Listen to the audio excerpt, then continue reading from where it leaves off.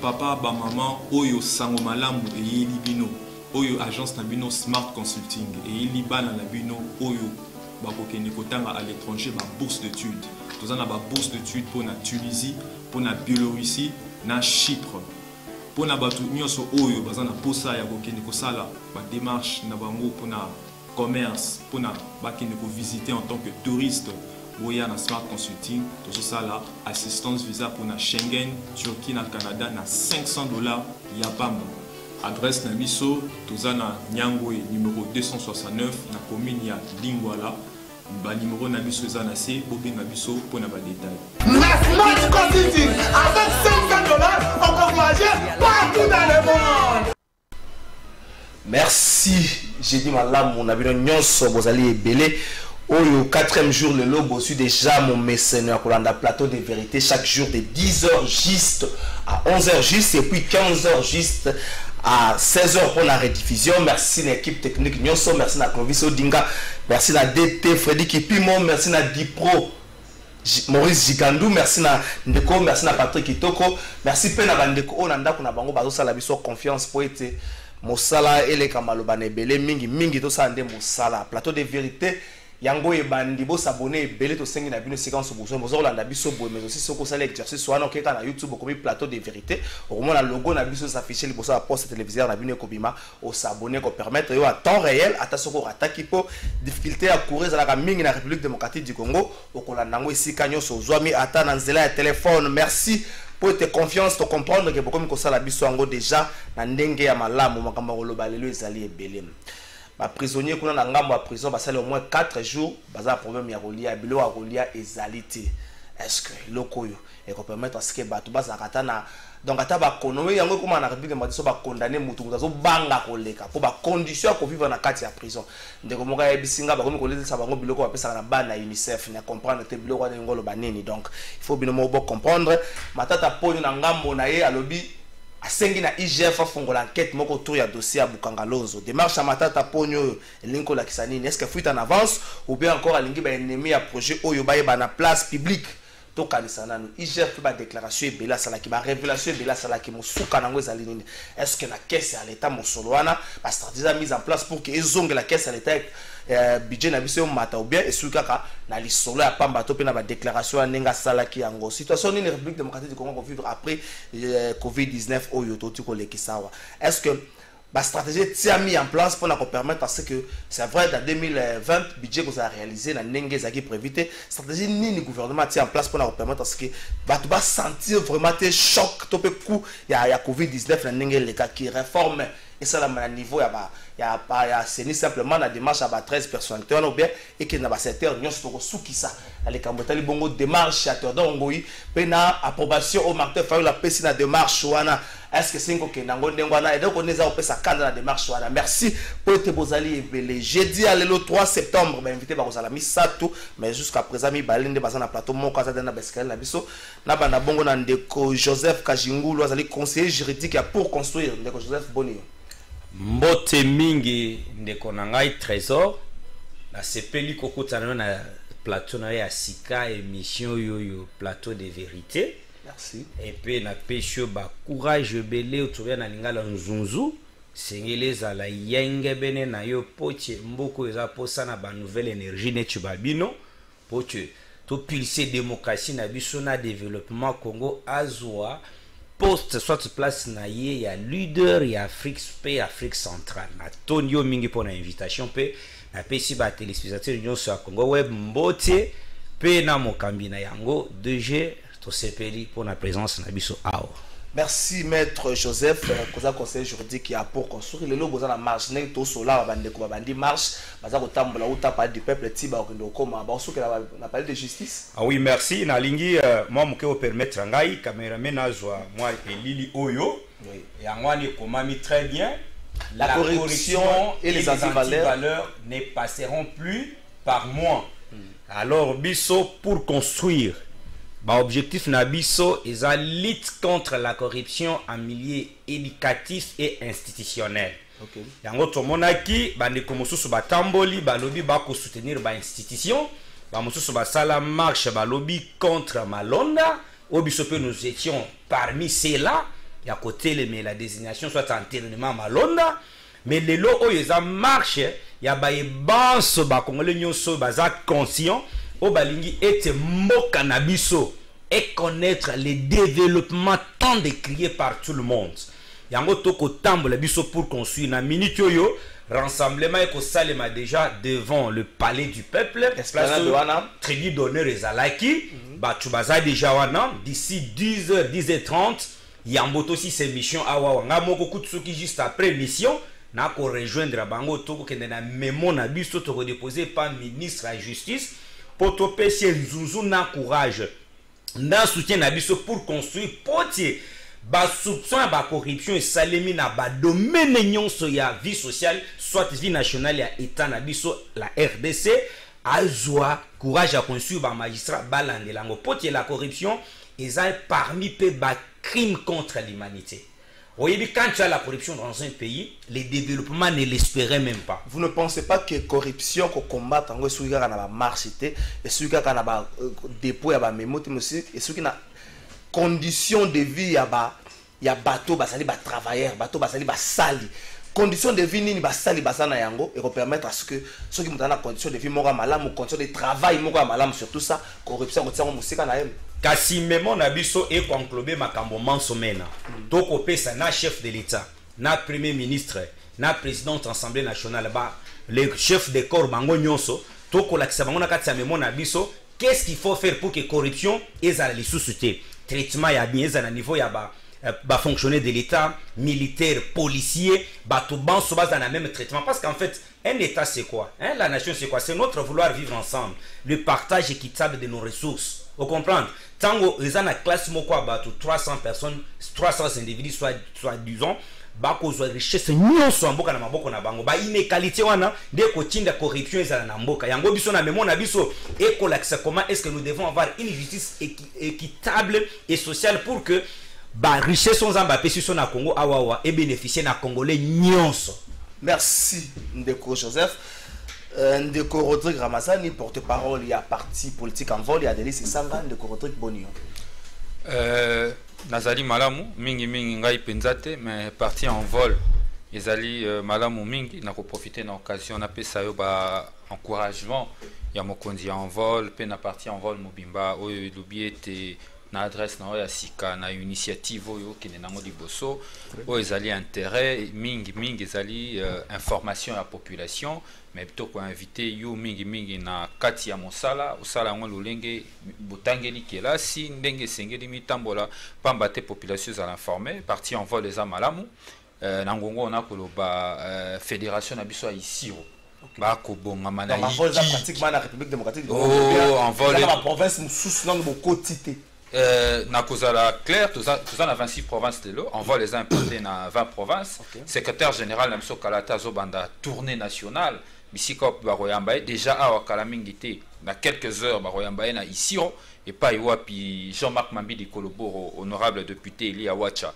azo kitakuna fédération à Isiro bali penza na yiki kia kosakana te ba banderole mitombwami ba médias zali wa koningana na kanisi ba image bilili koleka to l'exa toujours bilili soki to kiti bilili koleka wa donc na kopesa ba militant nyonso en vol bisika banso bali mbote ba yikabem piko pomboka ya na mokolo te mboka ya biso tout.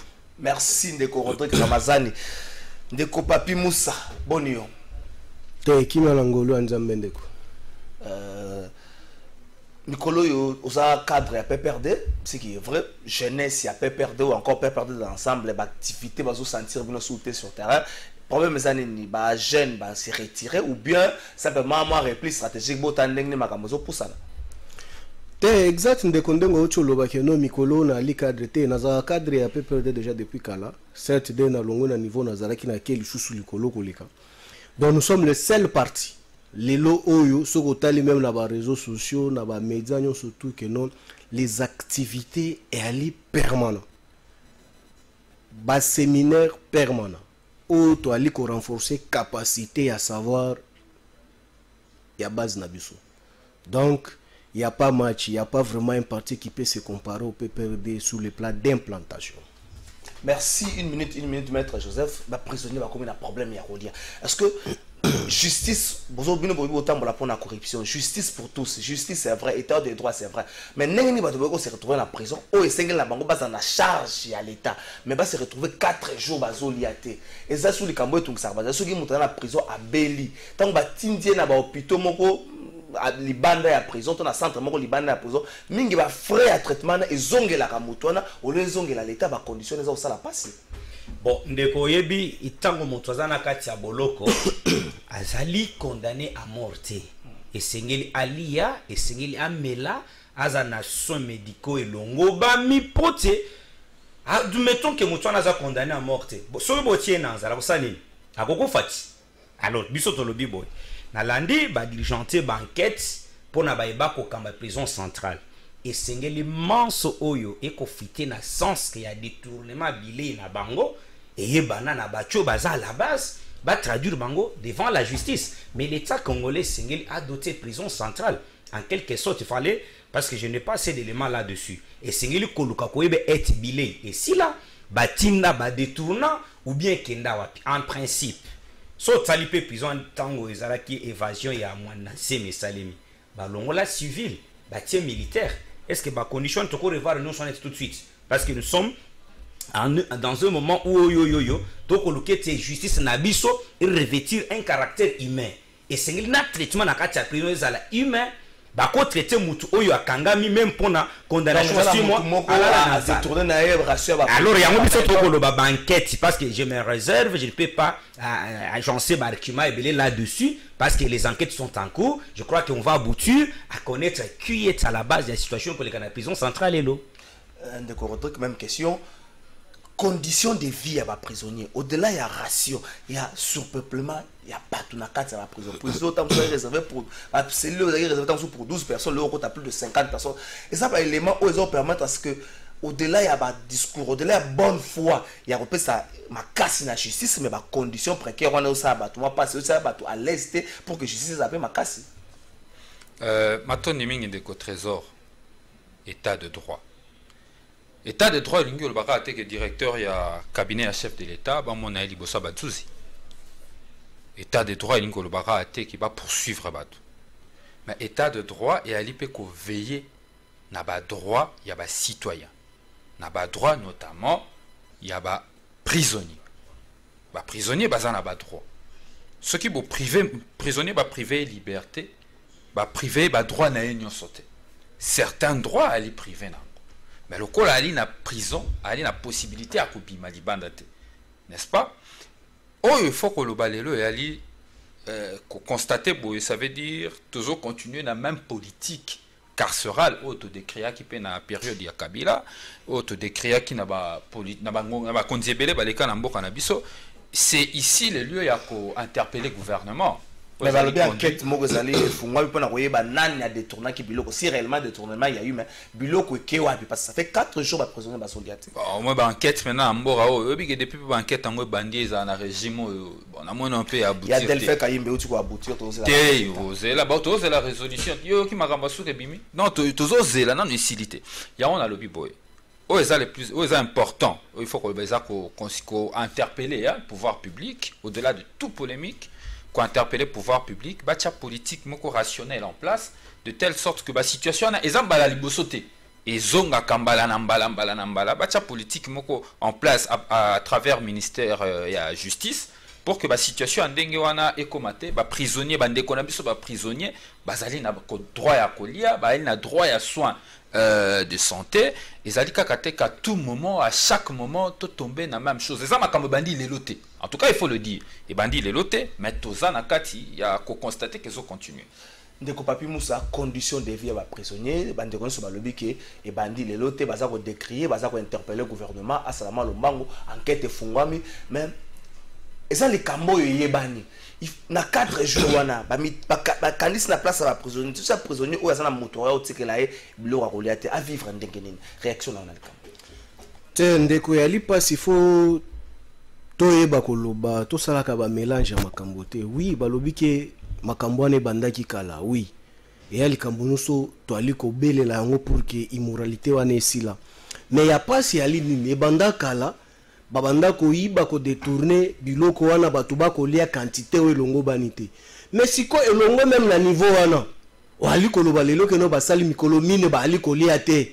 au moins ke komi danger wana komi lisusu danger pur koleka na mutu o ya détourner atiki ndambo mutu alie indambo na mutu azui nyoso même il faut ko loba lisusu non ça c'est insupportable to lobi ke non batwana basali makambo wana tolingi tomona bango devant justice pour que bazongisa biloko wana so bakendo fongola ngo ba restaurant privé te ba yebisa biso tokendo récupérer ngo po ba prisonnier balia bali ba kongomani bali na droit kolia mais sika siko so bali kolia te wana ça relève ya compétence ya biso ba politicien ya ngonde tolobi vice ministre de justice o ali ko sala intérim ya mora mboka tunda ya Kasinde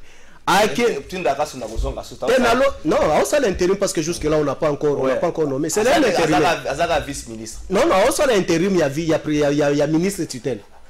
Oui, ça, si je pèse bien mes mots, c'est qu'il faut. Akenda en absence à titulaire nae, c'est lui qui vient de démissionner. Akenda ko se renseigner na bolo ko wana ko loba ete condition ya bango bali ko lia lolenge nini. Donc cela veut dire qu'il a la situation. Mais pourquoi est-ce que depuis à Kenda kuna sala visite wana toye ko constater les lots que non batu ba comme on a la même nzala te biso to sengi na ministre à tutelle que non azala na bonne foi wana soki ba secrétaire général ba directeur à prison ba buki kanyaka l'état pona ko yiba biloko abatu ba prisonnier te lokola ba ibi mbongo ya covid to lobi bisika na bango ba kendo kuta na ba jamal ba sala ba travaux forcés parce que il est un peu malamu. Au moment où le directeur à prison, il n'y a pas côté na cellule. À côté de ce qu'on a bateau à l'yaki bilé na bango. Tu vois comment est-ce que ça va donner? Aux appelés na cellule, yo politicien, ba présenter des na prisonnier que normalement mutaï ba ki fufu na binu. Yo, mais ali na cellule na binu. Wana zo lokele mo problème hein. Non, non. Il y a moins de fait ya biso ba politicien. Qui so ba pe sur moi pouvoir mo kwa muke, sur so doge machaota. Yo ba petit on a parlé ba odame ba odbae mais yo ba politicien ba prisonnier o la isa ba ngonzala la rango ya yote te wana yaki yanki ya ngonde ngana sengi bato ba buki kanyaka damaza ba prisonnier te il faut bango ba kota na cellule ba kuta ya pena na ba masana bango ba yaki damaza na bango na cellule et puis comme ya ko dame bo ba ya pe ba baki bango damaza bata ba yelo ya parler ba boto yo pe la na 5 jours odame to yo kande to yo kaki so akoka Merci Ndeko Papi Moussa, préféré tout tika na yo clin d'œil na Ndeko Merlin vous depuis prison centrale ya Makala depuis kenda kuna 1 année 2 mois dossier na ye nanu asambite nanu keti na suka tete. Wana ono zolo makambo Merlin, pas makambo mkeba wana. Non, s'il vous plaît. Dans Bitobi va prisonnier nyos dans l'ensemble, mais ça les clin d'œil na Ndeko Merlin vous voyez en prison. Donc ba de goso ba na prison pesi bango tout tika na yo. Matata pona ko mikotombola mungongo. Asenga na IG passe à l'enquête na likambo le Bukangalozo. Matata pona ba to so kasoni azo banga.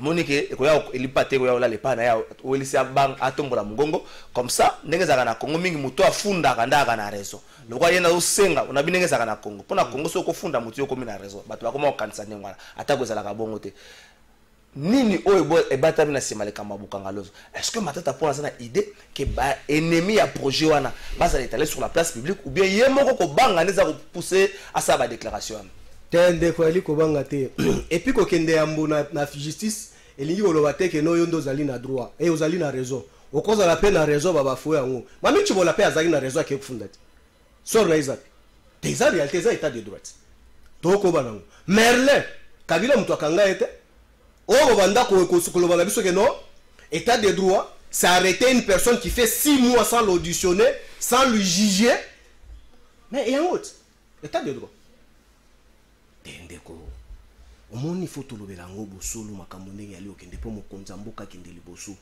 il faut chasser les immoraux qui fait bloquer la machine de la coalition pour que les choses avancent. Il faut pas se valer la face, il y a un problème. Quand on a arrêté Papi Okata sur le plan des droits, Papi Okata on condamne vraiment 4 ans 5 mois de prison. Ndeko nanga ali wana tosali ba 5 ans na ba université pour na kotanga mobeko. Il s'agissait de quelle infraction zaki na charge na yo ba okata les 5 mois. L'état des droits. Où il a combattu wana fungo de ce zonga na Bukangalozo. Parce que de la Bukangalozo, c'est l'état des droits faut te expliquer ngo pour konza mboka fa yoka. Biso to ba conseiller na ya futa ka biso te. Par rapport à batu ba futa bango ba sala ke logo te. Au moins que ba sala ka 10 notes par jour na éviter son la technique ni. Tolobi yango que il faut recadrer des choses. Mokonzambo il faut bengana batu ebele. Ba jena IDPS ba ebele ba okemba kemba na bala ba zo abangote. Mais faut kozwaka bato basaki na ba maison ba faire social na poto directement na gouvernement. Tokende Bukangalozo. Tendeko. Bukangalozo et Ali pona bien commun ya ba Congolais nous autres. Nous avons constaté avec regret que non biloko ya leki abandonné batu baye ba piller ba ibi ba monter ndeko.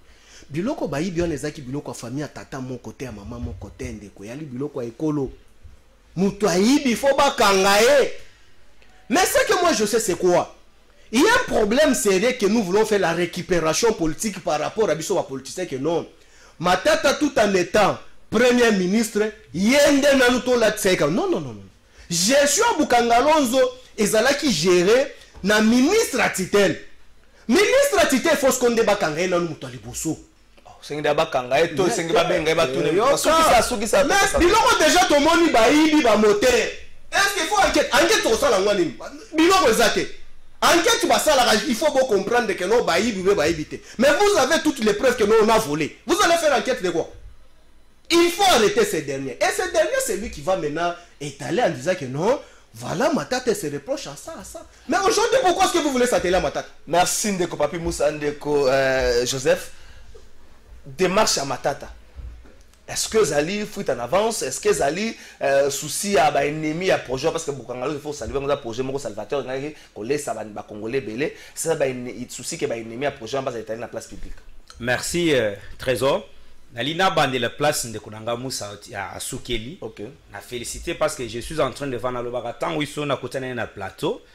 C'est ça parmi ba jeno yo na kati ya ba ali na biso FCC. C'est pas promouvoir parce qu'on a ba responsabilité à la place ya ba mikolo ana oyo na so ba fingi mama na yo finga pe mama na yo faut tia bango pembeni ba twana alors to lobi bo place ya Soukeli oyo omoni ko banga Matata ezaboy l'article 31 marché public omoni procès 100 jours et pesibiso ba ventiro oyo ba konziebele ba sala pour octroyer marché public. Place à Soukeli a Souki très bien. Pour na ngai dossier wana to bandana no ko kanga oyo ministre de tutelle à l'époque. Ba sambi sa mutuana directeur général de marché public, pour ce que tu as procès 100 jours à l'Obakete, l'exonération, soit l'avenant, au Sengeli Basala, et Kokaki Koleka, 11%. Mais Caméra est allé à 213%. Ça ne pouvait pas être accordé, marché wana. Vous comprenez? Mais à combien plus forte raison au jour d'aujourd'hui, dossier, projet de Tibukangalonzo. Na tangi station moko na réseaux sociaux, au matata lobby ete. Batubaza contre nga hypothèse na créa Transco esprit de vie na Bukangalonzo. Mais je prends juste projet esprit de vie. Matata a créé projet esprit de vie, bien sûr, bravo à lui, en 2014. Mais c'est un projet créé sans aucun soubassement juridique. Ok. Je suis en face d'un avocat. La preuve, Bokende na ministère du Transport. C'est l'actuel ministre Didier Mazinga qui vient de prendre un arrêté créant officiellement le programme Esprit de Vie. Mais Matata a créé ça depuis 2014. Donc 6 ans après. 6 ans après. Réquilateur on a besoin na 14 mois bazo futa mate parce que baby ata stati na bango ezanimité. Futu balongola bango musala. Mususu balongola bango c'est parce que bakenda démarche à réclamer 18 mois bazaka nango ya arriéré. Vous comprenez? Ici quand tu dis à saisir si c'est le 20 si je m'abuse pas le 21 août à saisir l'IGF et que aza prêt pour accompagner bango. Mais Matata zo bosana que tango mozito azwa ka décret et konzola otolobaka na lingala et longola mpifonyon so na l'IGF pour ça la ka banquette te na entreprise publique. Quand Matata vient après mozito, Matata continue sur cette même lancée. Il y a un décret où il y a l'IGF à sa mission. Si on place à Kobang Zanin, tellement que le chef de l'État a outil Kotia, dispositif d'une bonne gouvernance. L'IGF qui est très active, l'APLC, l'Agence de prévention de lutte contre la corruption, la justice qui est en train de prendre son cours normal. Nde iloko ko salier lengos. Donc place à Kodia, oyebi Thomas Lowaka Loba qui tango babenga qui est témoin na procès 100 jours. Alobi na sambela 3 fois na butu. Merci. Bango na prison wana kake zaka ba pecho bakulu na bayiba ka balipa banini. Si konga na kopé chef de l'État, faut totonga prison à Sikakoti à Maluku. Pour les hommes de cravate là, ba ebele faut ba kota na ba cellule. C'est wana na comprendre. Et puis pour na kosuki ça. Mbongo yo na ministère de l'agriculture. J'ai suivi le monsieur là en train de dire l'actuel ministre de l'agriculture. Non, tu peux relancer Bukangalonzo. Tala lukuta place bakokome. Bakoya place ba relancer Bukangalonzo bakomandana ko somba ba moteur ba ibina ba tracteur ndenge musa chikolo ba. Tant bako somba ba moteur ba keso ezangi mbongo esili pe bako relancer Bukangalonzo. Na lo mbongo muke wana ba pe sango général ya service national a relancer service national à travers les territoires national peuple la lia. Merci Ndeko Joseph, Ndeko Rodrigue. Dossier Oya Bukangalonzo, c'est vrai, Batozo Lobelango, faut comprendre que Batozo Lobelango pour Bukangalonzo, c'est pour résoudre le problème à l'Iboum. So Moutaza Nzalate à Rokan Sama Makamalam. Est-ce que position à Matata Nenge Bandeko Balobi, c'est vrai, ils allaient malamu, mais est-ce que Sengeli Nenge Bandeko Mbele Basengi Kobanda par Rokanga ministre à tutelle pour que les mains belez à la mise sur la place publique? Réaction ancien premier ministre pour l'anglaise diversion. Ils est échappatoire. Au moni, Nikambo et à Bukangalonzo ya souka na escroquerie d'État. Souka na escroquerie d'État. Webi cinéma tout le monde a dit qu'il y a scénario ba monta. Nanya montango, nanya escroquer na. Mais ancien pouvoir. Puis ce temps to ko ba makambo yo kala ki escroquerie d'État ki ici ka ba memi Bukangalonzo ne ko botelo ka malonga te. Lelo komi après expertise ba constater que ma belwana et ko robota masangote. Nyonso na pona nini il fallait qu'il satisfaire ba petit politique. Ya batu morobo, ya mutu morobo. Parce que ya mutu akwana, il faut que tchela ye projet wana kuna. Po ba pe sa tape à l'œil simana yango et l'Européen malonge ça les maté. Ba tche Bukangalonzo kuna. Objectif est que créer développement la kata communauté wana. Développement ni ne créer. Oh yozo ça les malelo nyo sozo luba wana ndeko kalafai et ali échappatoire et ali diversion. Projet à Bukangalonzo ya escroquerie d'État à mon nene. Il y a mon nene à Rosakanate. Ce qu'il faut aujourd'hui, ils allaient banquette sérieux. Il faut maintenant banquette, il y a solo penza au rokota tina kati. Naoki bande ko babi, il faut pas interpeller ministre effectivement. Motonio c'est un ministre té. Il faut qu'on interpelle Batonio ko banda na conception à projet. problème na mboko ebandaka non wande za na programme à 100 jours lisumu oto koti na ba procès 100 jours yali programme il y a 100 jours et salemaki hors le norme en violation de toutes les normes de la République kobanda na constitution kozwa loi financier marché public nyonso yalaki ya koniatama nyonso yalaki ya koniatama ezali programme d'urgence il faut bachango ba extampier yango na so ya urgence te urgence ezo justifier violation ya mibe côté urgence ezo justifier yango te. Et là, on n'y peut pas qui urgence na kati ya programme il y a 100 jours. C'est ça la question. Urgence ba le bagate ba proclamer urgence. Il y a des critères, il y a des conditions pour que tout le la urgence na kati ya programme il y a politique publique. Est-ce que chasso de moutons na 24 tonnes ba chango qui urgence sans saut de moutons vie il y a circulation il y a que zalaté. Non. Et qui urgence té. En réalité, ezaka ndenge moko na ba programme abukanga lonzo yaki objectif to bakola la ya l'état to tana na mabenga ya bato. C'est ça qu'il faut continuer à condamner. Et bato nyonso ba escroquer mbongo l'état. Ngala parmi bato en tout cas ceux qui n'a eu chance ya okota na Assemblée nationale wana moko ba lutte nanga yozala ba infraction ro ya détournement. Il y a détournement, il faut comme imprescriptible. Crime moko imprescriptible oyebi le loi après 20 ans. Rolando après 100 ans au Kangayo. En tout cas, moi quoi et tumbanange Rosali Kambouana parce que na mboka oyo trop c'est trop. Merci Ndeko Rodrigue Armaza, je préfère tout changer thème tout côté le Kambouya, il y a ba réforme avant tout soit de ces mise en accusation oyo za porté par Théodore Ngwata ko FC Salobi na kati ya démarche wana azana kati wana te. Je préfère tout bana dossier ya mise en accusation. Un des députés, un des cadres FC Salobi. Pourquoi bazo coller bango likambo Théodore o azate pas azala jamais na kati FCC.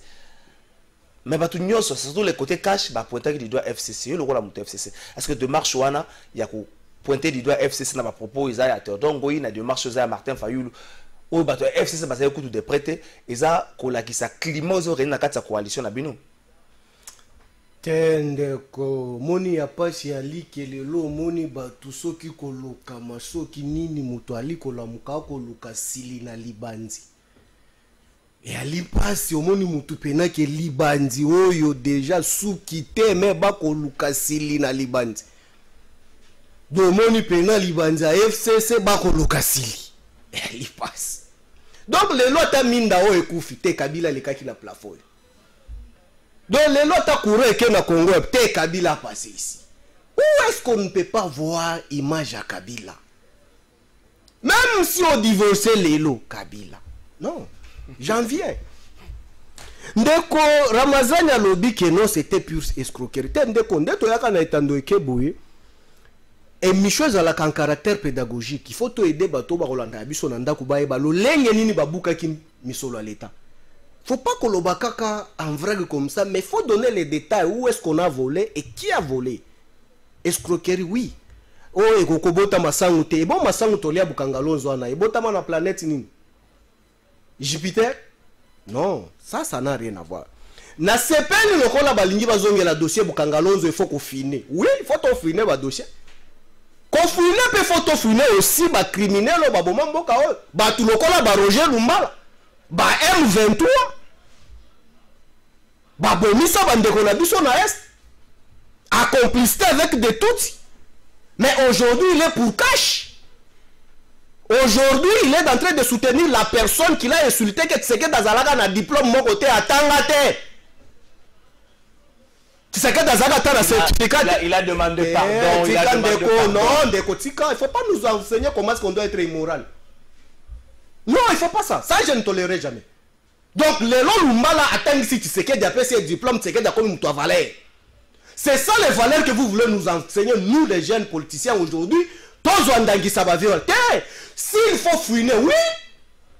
Bah, criminel, non, bah, bon, misa batunambo kao na est. Oui, nous allons fouiner. Nous allons fouiner. Bato bakolia misolo ya OCPT. Bali la cabinet mokonza mboka. Oui, nous allons fouiner. Tomoni ba signature à Ederand. Je cite même les noms parce que j'ai tous les preuves. Nous allons fouiner. Mais ça, après, non, écoutez, la justice, je ne suis pas là. Non, nous sommes en train de dénoncer. Comme Bazo dénoncer escroquerie à Balobi qui a Boukangalonzo. Oui, on est en train de fouiner parce que Boukangalonzo est seulement la période de Rotsekedité. Le rôle est Ali Makambo à l'État, oui, la continuité est Ali. Zonga la coalition. Le rôle est Batou Basala qui bon, Babomisa qui va Congolais. Nous allons fouiner. Toi qui es dans Bango, on peut gérer l'État, n'a pas la raison de la tangelo, bateau de refiner. Token de Makambo bali koloba et à koloba que non FCC tendeko. Nous n'avons pas besoin de tout ça. Nous n'avons pas besoin de tout ça. Fayoulou Naïd n'a pas perdu. Il peut remplacer qui? Bochap? Lumanu? Qui? Il peut remplacer qui? Yomo kotalaka ilungia batu nazo tanga wana. Sauf Fayoulou a remplacer nani. Na matière nini? Oh biso toali na carence. Tomoy que non nous sommes essoufflés pour que token de koluka mutuana. Et Théodore Ngoïbino, vous nous avez accusé, vous les journalistes, ici. Kabila Bouki, église à Théodore Ngoï, parce qu'il a dénoncé que nos Kabila Zalaka Rwandais. Mais aujourd'hui, la même personne que nous avons chassé dans le pays, nous avons détruit ces églises. À quoi il n'y a rien à dire? Ah, vous affirmez avoir détruit ces églises. Mais c'est vous, les allégations que vous avez jetées sur nous. Tozo rappelé Bino. Yangwane Ali Kobanga. Kobanga Ali Nini. Yayambona nous n'ali Kolobanande Konanga et IDPS. Il faut chasser Kabouya. Au parti. Il faut lui chasser Kabound. Il faut la honte. Il y a parti à chef de l'État. Si aujourd'hui même Bato Bali Libanda coalition Abisso Nabinote Baozoa Maloba Koloba Deva Bisso Batulokola Rodrigue Navadeli Sanga. C'est parce qu'on a prouvé l'incompétence de gestion des affaires publiques de l'État sur les institutions. Oh, il y a Ali Kokamba. Des sorties médiatiques prématurées, croyant qu'elle s'est fait valoriser. Oh, c'est déstabilisé. Les choses inutiles. Les Lotolo Bango. Est-ce que vous voulez dire que non? Ndeko Tshisekedi Ali Bolole. Ali Kokamba Mbokote. Soki Ndeko Kabila alaki na plan mabe ya kobomaye ou bien ya kochela ye makambo mabe pour que Ndeko akufo bien longo na pouvoir na ye. Il est le Congolais le mieux informé de la République. Les Congolais les mieux informés, c'est le chef de l'État. Mais c'est ce que je dis. Ah, ok, ok. Les premiers Congolais les mieux informés de la République, c'est lui. Donc nous avons compris que non, s'il y avait un problème, il y a Makamobali Koloba, Moutoyambo Ngaï Bango, chef de l'État. Le PPRD n'a pas besoin tout d'abord d'aller consulter les deux candidats malheureux aux élections, que je précise bien, Balingi va se consoler, mais nous constatons avec regret que non. Bande qu'on a vu sur les dépêches, Balingi va faire ça Fayoulou Baki. Fayoulou a sali 4 mois, 5 mois, en absence, il y a action politique na Congo. Akangami na Covid, place à Kendo Lukamisolo na Mindele pour notre Congo. Ayebi place à Kobandera, place à Soukate. Ayebi biloko Kofi Olomide. Kofi Olomide ko la mukalelo na to ka ba créer base mo bona wera. Bino nyoso tout bo bandi ka. Merci Ndeko. Créer lo quoi mais c'est Kabouya qui accompagne ces derniers. Mais je dis non, on est où? Ndeko Joseph, accusation oyo portée plutôt qu'on pointait du doigt FCC na kati ya démarche wana monte que les canissimo mais aussi longtemps que les cash na FCC na kati ya coalition ce qui problème ça na komi comme tout na cadre de concertation bango ba sala aussi ka ba longola ki ba Kabuya ba longola ki ba Shadari ça na ngoza nini pour ce ba problème c'est sengi ba so na cadre de concertation na. Merci na lobiete. Alors nous sommes sur autour ya plateau yo bilenge pour tolinto même quand même politique à sikati na mboka na biso. J'aime les allégations de mon frère et mon frère en face de Lycée Sanga. Il en a kolobeza boy. Dans la vie, il y a un principe classique. Tout coule, tout passe et rien ne demeure. Un autre principe dit ceci.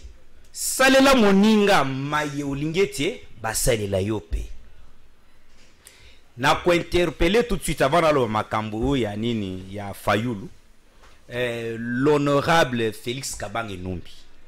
Na landé sur Top Congo aza cadre na FCC okokota na ba diversion T monsieur Kabange Numbi to le biete na kati ya FCC Joseph Kabila est victime de son entourage et voilà son nouveau entourage ce sont ces jeunes comme Moussa au bako passer message peuple ayoki bango les Kabange ils ont roulé Joseph Kabila dans la farine pendant 18 ans.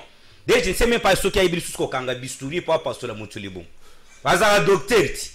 À comment politique, sociologie, c'est monsieur P même je ne sais même pas si ce cas soit mesure à Kosalango. makamwa lobi na to Congo na tonga lelo, je me demande si vraiment aibi que tous en a coalition. Et puis il faut que coalition en question. Cette coalition est du fait qu'il y a résultat à l'élection. Bango bazu majorité parlementaire na bango. Bisoto gagner présidence. Ce sont les modalités prévues par la constitution en gestion. Sobo lingi coalition te zakanini cohabitation. Joseph Kabila, Félix Tshisekedi balum non tout ça là parce que c'est une première expérience. Tout ça la coalition. Mais ce que je vais demander sur FCC, c'est d'être sincère sur certains points au sein de la coalition.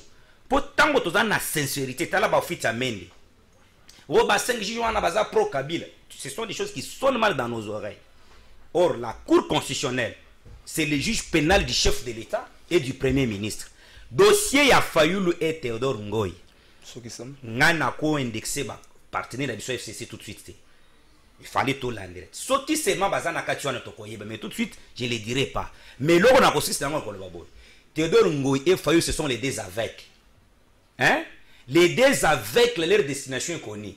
C'est jusque Namaye Chumbui. Merci. Non, na souki cité na kende. Donc ce sont les deux Nakatia Lamuka. Nous avons Jean-Pierre Mbemba que je respecte, que je salue. Nous avons Moïse Katoumi que je respecte et que je salue. Batoyo ba moni mayu ya Fayulu asalaka fachi na Genève na 0h.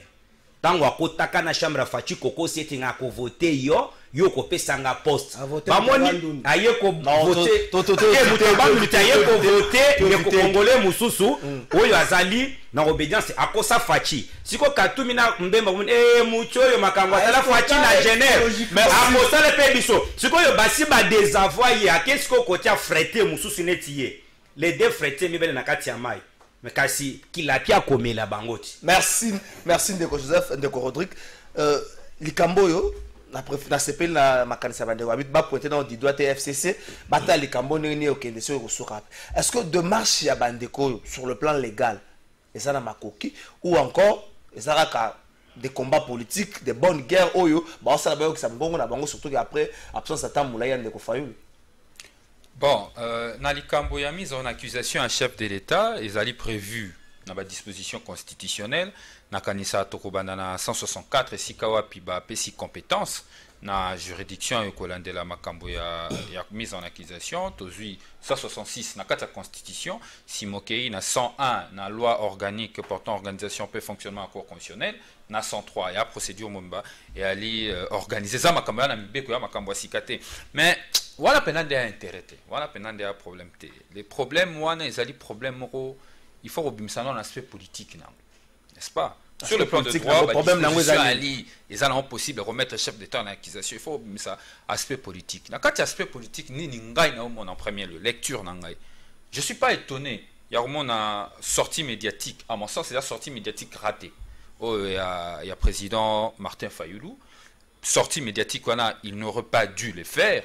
Na Trump na lelo azanango aza isusu Martin Fayulu ya kalate lelo akomi na stade mususu ya vie politique ya mboka na biso masali pour sortir moko raté pour nani na bikiza ezali na koya pour nani neza raté mais nazo ngana nous sima pour te comprendre mbala liboso te que Martin Fayulu sala ba sortie ya tapage ya ba sortie ya ba tape l'œil ya ba tapage pour que ça la moi makele le batba yoka moi genre ya produit la commune recherche ya buzz apparemment la recherche ya buzz na kata ba réseaux sociaux malheureusement mais on constate que il y a un président il y a un président Mozito baza apparemment na ligne moko président Mozito qui n'est quand makambo ya rocha kao ya remema ba kao alors que ba rocha kao jusqu'à tel investisseur bayate wana to na TV5 et ça va fait nazo inventé le côté et longo wana to sur le sous président Martin Fayulu ya koloba et sengeli to créer conférence moko internationale autour benga ba état nyos ba état ebele ya mokili poto le bela lisolo ya balkanisation en Congo l'organisation on appelle envoi la télémélakie on a ngongo sengeli parce que zali l'organisation est très dangereux et qu'on permettre même bateau bazali na ba intention na mboka na biso ba faire acter ba position na bango et ce qu'on a été président Adolphe Muzito abimi lisusu sali déclaration muso lobi non et sengeli to kende en guerre contre ba Rwandais pour que tous a solution au problème na biso envol to télémélakie yango to lobaki problème na biso na Congo za ba turpitude interne tout ça on a première administration za makasité armée na biso il faut qu'on restructure en pamba te binemi amboka na biso ba infiltrer baza na kati armée na biso la police ainsi de suite. Comment la démarche na démarche ça veut dire na sali nini na kitibo na sali ligne ya ba fait pour que tu comprendre que démarche wana ezali démarche komema déstabilisation ya ba institution attaque au secteur que na hypothèse que président de la République a violé la Constitution. Est-ce que solution, il y a violation à la Constitution et Zalika a mise en accusation à chef de l'État?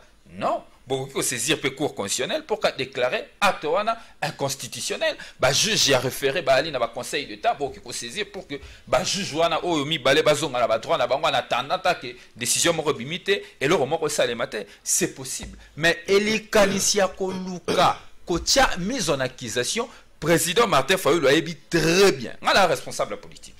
À qui profiterait le qu'on a sous qui ça va Lelo continuez. Ok. Lelo ezali constaté que likanisiana ekopelisa moto na kati ya mboka.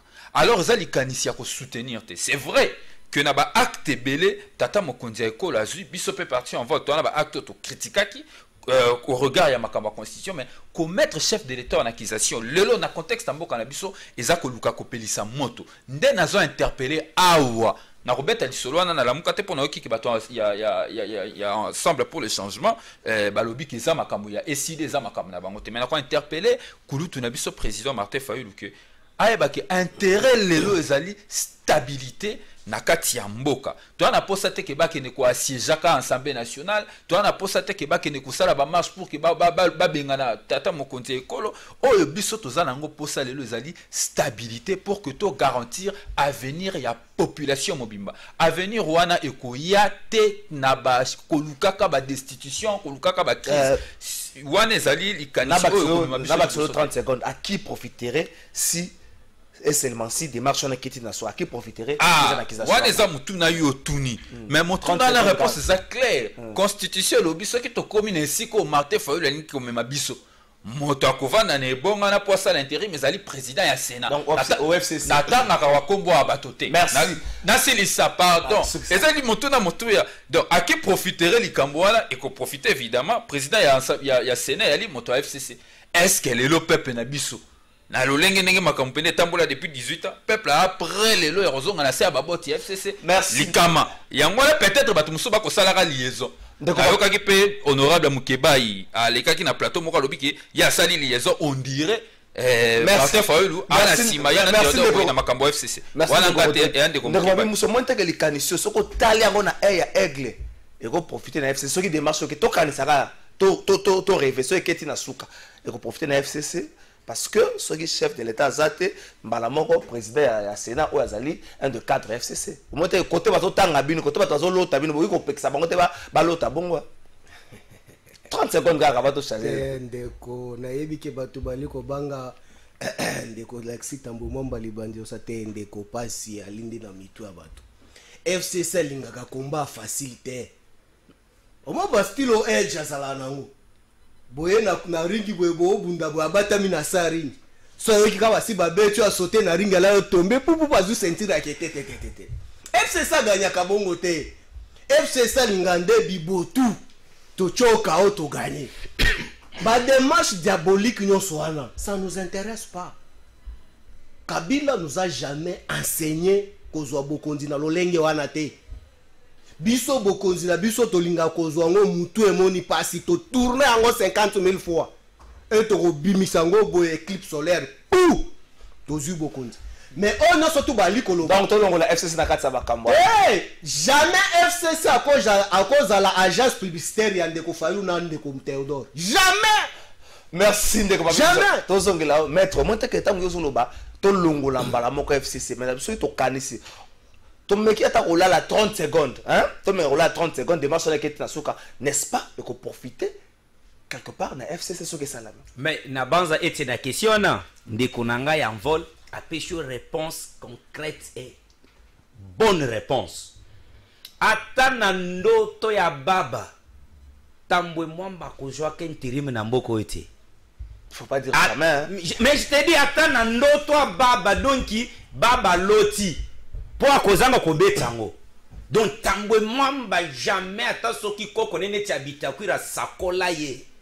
Ako gera ken kirimi na mboko ete. C'est pour dire kolanda pe maloba mukeba loba kindenge de kwa lobi ngape na landa ki.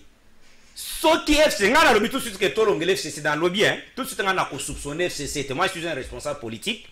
Mais soki FCC a cause la simakuna. Déjà que c'est un échec oyoyo ata Lumumba place à la lobby qui bon échoué déjà. Merci. Pour 18 ans à pouvoir. Peuple n'a condamné sous un cadre de FCC à la tête de ces pays, c'est impossible. FCC a commis un nouveau cadre de Moussoyo. Il faut respecter ma opinion na bango. Si ma Kabila bien sûr, mais baye pe bako gérer na mutu à cause de la majorité na pour après 10 ans ya Fachi ou à koya wana pe. On peut essayer déjà 10 ans. Ajoutez moi mon gars de sala mususu comprendre. Mais ajoutez de quoi. Yango na kosuki se pona kolobete na dossier ya Fayulu yena ngoi. Oui que Théodore Ngoya kindaki a ko démentir des missions ya Benoît Luamba non? Bango mi balé batang article 90 de la Constitution. L'article 150 de la Constitution. Merci. Ça bango mayele. Soki baza pe na ba juriste na ba parti politique na bango, ba fandisa na bango na mesa, ba limbole la bango Fayulu alinga s'actualiser tellement que confinement na États-Unis et bomai alinga ozonga pe na actualiser. Merci de Baksa Munga de ce. C'est lo na Munga. Ndeko lobi oui. Gestion ya biso à 18 ans et ala ki mabe mayenyo surtout to sali amonye lokote même des présidents na biso ali la bokonzi lelo ba effort to sali pour que ba élection za la qualité. Oui, ton demi, je vous le concède parce que ngana za vraiment objectif. Si comme aye babanda koloba lobby na FCC.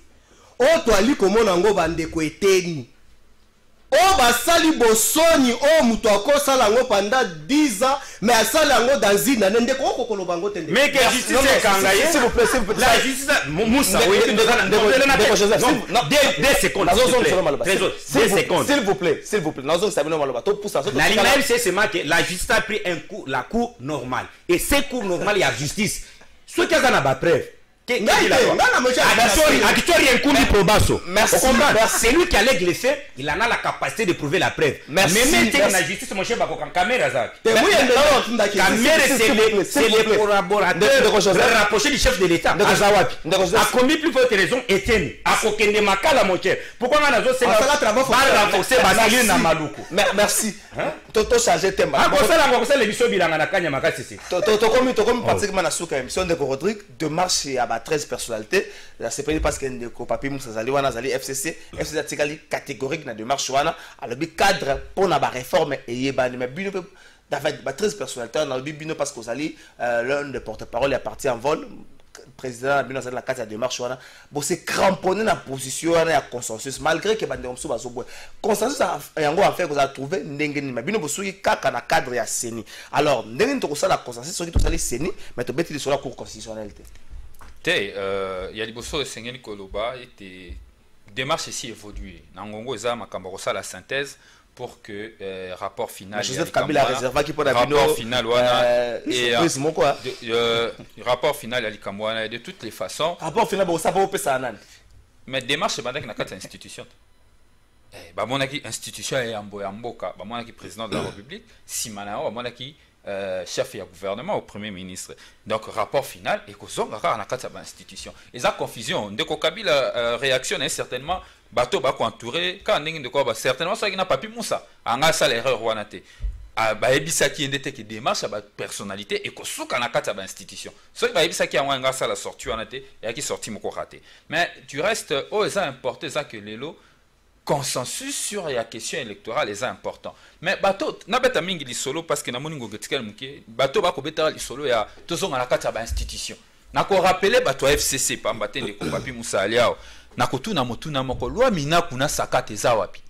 Ezalit ba stopa ke mo pour l'agitation déjà. Toke malembe ba stopa ke mo pour nani po ba kende li bande ya ba institution ba ke ko luka consensus. Ba bo sanate yango na lobi boy.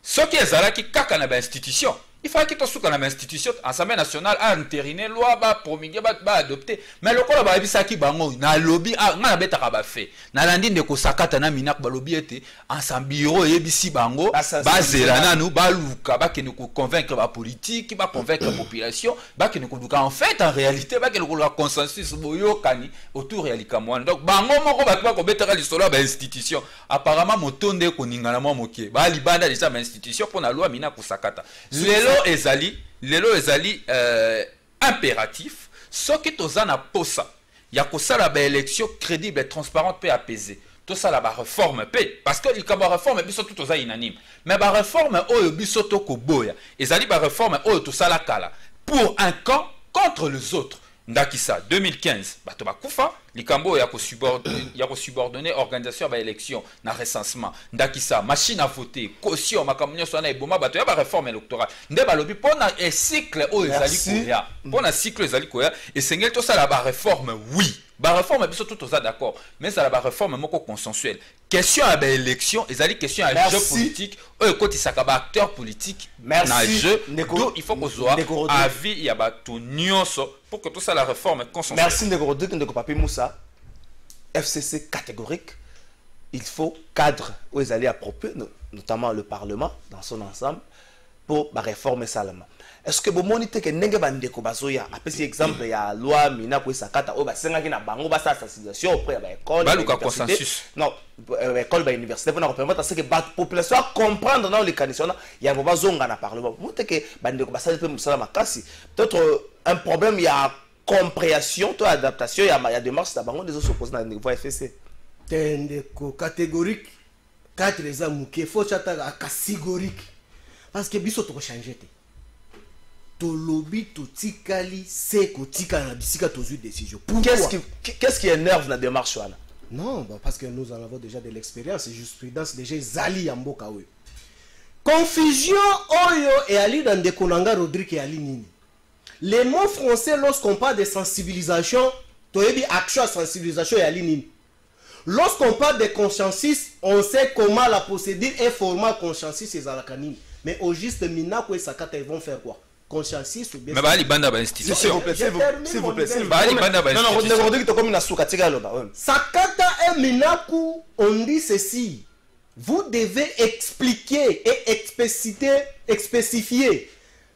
Mubeko wana na population ou à la consommateur par rapport à biso ba politicien tout ça là qui récupération nango to interprétant na lolenga mabe pour que population comprendre te. Ya ngonde exigence wa pesa ki bango. Il faut bon sensibiliser population pour expliquer bango il s'agit de quoi. Ça c'est de 1. De 2. Concernant makambo ya batu bali ko sala ba démarche na te ndeko nanga il faut expliquer ndeko tala caméra il faut expliquer bandeko bosolo. Yo yebisanga parmi ba 13 personnalités wana. Mi solo oyo bali ko sala ba démarche ko kende kamba ko kende katanga ko lala hôtel du fleuve ko lala boye nani ali ko bimsango to la muki kala na ba 13 personnes ça c'est vraiment de la bassesse chinoise. C'est vraiment de la bassesse chinoise. Comment yo moni ba personnalité ba mukoko samba auto na ba billet d'avion a refuta wana mbongo nini auto na honorable c'est ça billet d'avion ya place na ye a refuta wana mbongo nini. Non écoutez monsieur je vais te recadrer s'il vous plaît comme na souka non mais ça c'est vraiment bassesse chinoise s'il vous plaît oh mais là ma sola ma tongue un peu d'élégance. Il y a quoi non, un peu d'élégance. Un peu d'élégance, c'est comme la souka, tout c'est un peu d'élégance, ça va propos, c'est bon. Moi, je suis vraiment très estomaqué à voir que non. Rodrigue va descendre encore à débat à niveau à bas à sentir pour réfléchir dans le lingue. Il y a un débat à niveau. Il y a une question. Honorable, c'est ça, on fait billet non. Auto na mukoko samba ofuta billet pour que ne kamba ngengeni. Non, mais c'est vraiment de la bassesse. S'il vous plaît. Je sais que la bassesse comprend la définition conclure. C'est pour expliquer le peuple que non. Toyebi. Olanda ki mukeba ya ali koloba ke non bande kolokola balisanga bonganga. Batu nyonso na bali kozela ba démarche na bango. Système à edge. Yebisanga aujourd'hui nous sommes déjà plus de 15 déjà ba dialogue to sala. et pourtant merci soki ezalaki partage ya pouvoir te siko bango non, merci. Non, s'il vous plaît. Na lobby boy, dossier à 13 personnalités. Au moni c'est ni ndenge zawana. Eza makambo ebele po to déjà na souk. To kozonge l'émission à réforme. Tu comprends? So bengi so sous to bête réforme. Et c'est total la paix, bas sénateur, faut que na bango na suffrage universel et direct. Nyon soani bani ba gouverneur. Et puis c'est électoral, faut to longolango ezaki escroquerie électorale. To longolango et puis na kosu loba to zo banga pona. S'il vous plaît, non, ndeko c'est to na kosu qui c'est totalement. Oyebi ko banga FCC zanim. Parce que tango ba kosala ba réflexion nyon soana. Ce qui va le dire est institutionnel. Bango ba majorité kunati. Quand on est qu'on a quatre institutions, ba ko imposer point de vue na bango. Si ko biso to lingi na we tali élection, mais quand il décharge ko zala ya mokonza mboka akocha ko et pas comme majorité.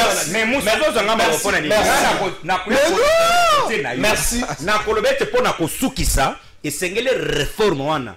Pona we tali élection et tia batu nyonso consensuellement ensemble pour que élection de Fachi Beto ko beta batu nyonso fimbu et dans la contesté. Merci musi na koloba na yeboy.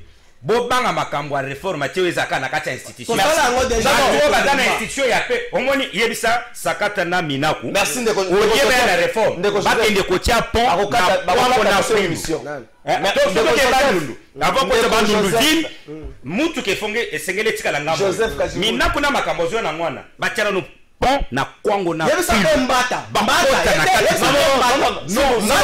réforme na bango na pasola nkatona bachango na na nini na poubelle et kwa mina kuna sakate kwa mon cher, là tu dois retenir. S'il vous plaît, tout ça débat sur les individus, tu peux s'amailler, tu peux m'accorder. Mais à la démarche, s'il vous plaît. Merci de Papi Moussa, merci de Joseph Kajingou. Merci de Rodrigue, merci de pour répondre à une invitation à Bissou. Merci Clovis Odinga, merci mon frère Malgo Pessi Kombote, merci DT Freddy Kipimo, merci Maurice Gigandou Dipro. Tapez ça bon anniversaire dans le co-cartel Pindi Kariam, Mbote na Dorcas Ntumba, plutôt Dorcas Mutombo, Guylaine Dongala, Pascal Zambil et puis Feli Mosimbia. Merci Nabino. Bon s'abonner et belle la chaîne YouTube Nabiso, Plateau des Vérités. Tokutali Mokolo ya Lobby, vendredi 4 septembre pour nous qui sa semaine. Bon message déjà. Merci Nabino.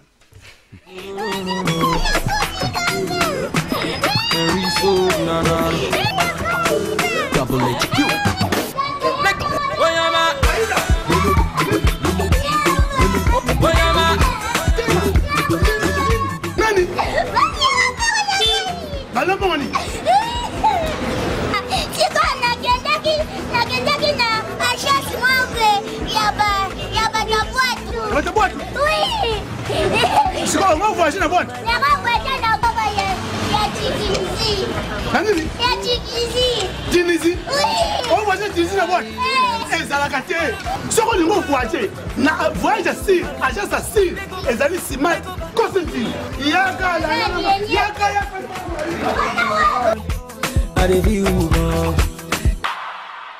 Papa, maman, oyo sango malamu et bino, oyo agence na bino Smart Consulting et ili bana na bino oyo bakokende kotanga à l'étranger ba bourse d'études. Tous en a ba bourse d'études pour na Tunisie, pour na Biélorussie, na Chypre. Pour na batu nyonso oyo bazana posa ya kokende kosala ba démarche na bango pour na commerce, pour na bakende ko visiter en tant que touriste. Boya na Smart Consulting, tout ça là, assistance visa pour na Schengen, Turquie na Canada na $500 ya bamba. Adresse na biso, tozana Nyangwe numéro 269 na commune ya Lingwala. Ba numéro na biso ezana C, bobenga biso pour na ba détail. Na Smart Consulting avec $500, on peut voyager partout dans le monde.